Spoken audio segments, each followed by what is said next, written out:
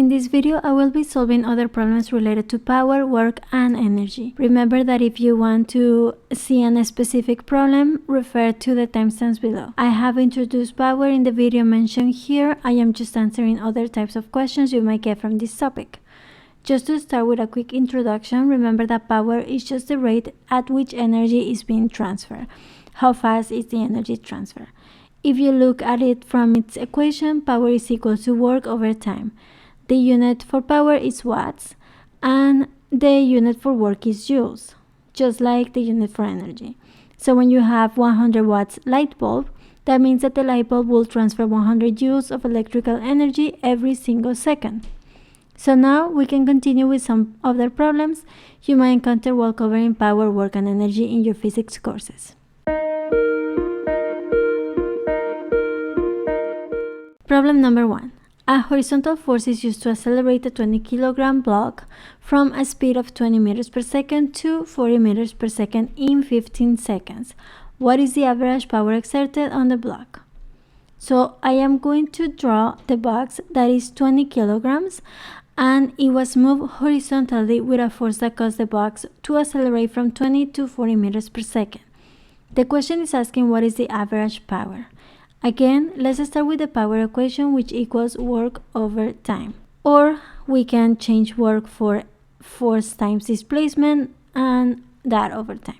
We can measure the force with Newton's second law that states that force equals mass times acceleration. We can calculate the acceleration with the final and initial velocities. Remember that acceleration is just equal to final velocity minus initial velocity over the time. Once we plug in our values, 40 meters per second minus 20 meters per second over 15 seconds, that equals 1.33 meters per second square.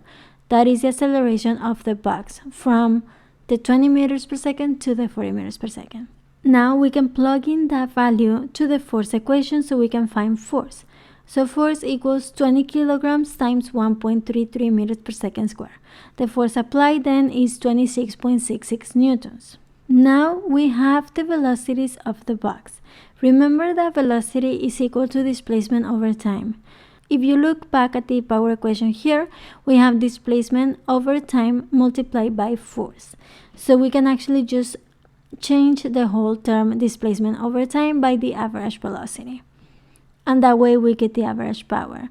It's going to be much easier for us as well because we have everything in terms of velocity in this question. Remember that average velocity equals final velocity plus the initial velocity over 2. So we can multiply that by force. We can get the average power of 26.66 newtons times 40 meters per second plus 20 meters per second over 2. That is equal to 799.8 watts. So now we can move on to problem number 2 here. Two co-workers lift boxes for a moving company. John is lifting a 20 kilogram box 20 meters in 5 seconds, while Paul is lifting a 25 kilogram box 2 meters in 10 seconds. Who exerts more power? So we can make a sketch of each of the two co-workers. John carries a smaller box, but in half the time that Paul carries a slightly bigger box. Again, let's calculate first the work done.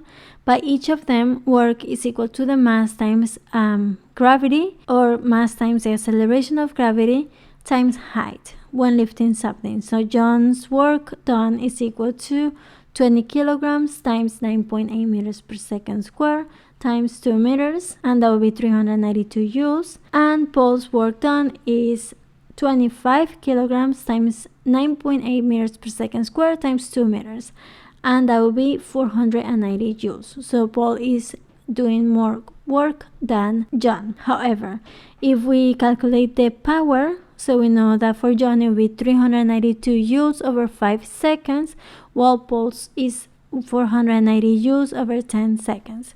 So John's exerted power is 78.4 watts, while Paul's is only 49 watts.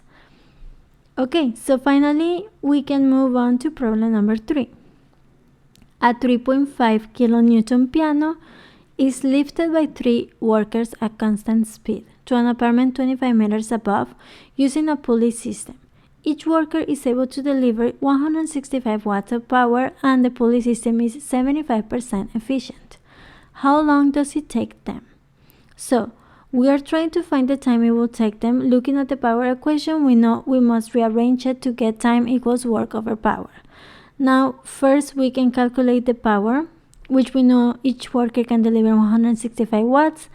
And since there are 3 workers, we multiply that by 3. And we know it is only 75% efficient. So we can calculate that by 0.75 to get the total power. So the total power is equal to 165 times 3 times 0.75 equals to 371.25 watts. Now that we have the power, we can go ahead and calculate the work done. Like we have done in the previous problems, work equals force times displacement. Since we already know that the force is 3.5 kilonewtons, we can convert that to newtons. So force is 3,500 newtons times 25 meters. So if we multiply that, we get 87,500 joules. Now the time is equal to the work done over the power, and that is 235.7 seconds. So I hope you like this video. Please don't forget to check out the playlist on other videos related to this one and subscribe to see more physics videos. Thank you for watching.